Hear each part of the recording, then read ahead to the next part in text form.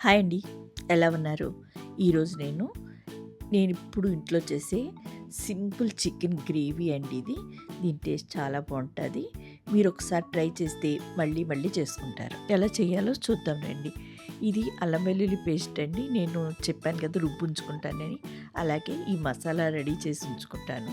అందుకే నాకు ఈ చికెన్ కర్రీ అంత ఈజీగా అయిపోద్ది.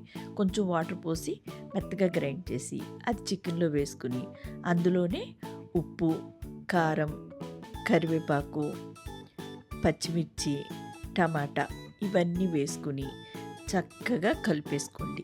మీకు కనుక చికెన్ మసాలా కావాలన్నా, అల్లం వెల్లుల్లి ఎలా తయారు చేసుకోవాలో చూడాలన్నా షార్ట్స్‌లో పెట్టాను. డిస్క్రిప్షన్‌లో లింక్ ఇస్తాను చూడండి. ఈ మసాలాలు ఉండటం వల్ల మీకు చికెనే కాదండి వెజ్‌లో కూడా చాలా ఈజీగా అయిపోద్ది. ఉల్లిపాయలు ఇలాగా సన్నగా పొడుగ్గా తరుక్కోండి. చక్కగా చాలా సన్నగా తరుక్కోండి. గ్రేవీ చాలా బాగా వస్తుందండి సన్నగా కట్ చేయటం వల్ల. ఆనియన్స్ని చూసారు కదా, ఇప్పుడు ఇలా ఒక్కసారి చిదుపుకోండి. చూడండి అంత బాగా రావాలి. కర్రీ కోసం కడాయి పెట్టానండి. అందులో ఆయిల్, కరివేపాకు, మన ఆనియన్స్ చూసారా చిదిపి వేస్తున్నాను, అలా వేసుకోండి. కొంచెం సాల్ట్ వేసుకుని మనం కర్రీలో వేసుకున్నాం గుర్తుంచుకోండి. దాన్ని ఎర్రగా వేపుకోండి. అప్పుడు గ్రేవీ మీకు చక్కగా వస్తుందనమాట. చూసారా ఇంత ఎర్రగా వేపుకోండి. మనం ఇప్పుడు 1 అవర్ బిఫోర్ నానబెట్టిన చికెను వేసేద్దాం. వేసేసి బాగా కలుపుకోండి. దీని అరోమా ఎంత బాగుందంటే చాలా బాగా వస్తుందండి.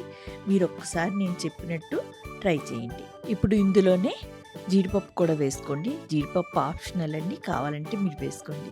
వేసి ఒక 5 మినిట్స్ కుక్ అవ్వనండి. చూసారా ఇలాగా వాటర్ బయటకు వస్తుంది, అంతవరకు కుక్ చేయండి. చికెన్లో వాటర్ వచ్చింది కదండి, ఆ వాటర్తోని ఇంకొంచెం కుక్ చేద్దాం. చూసారా ఇలా ఆయిల్ పైకి తేలాలన్నమాట.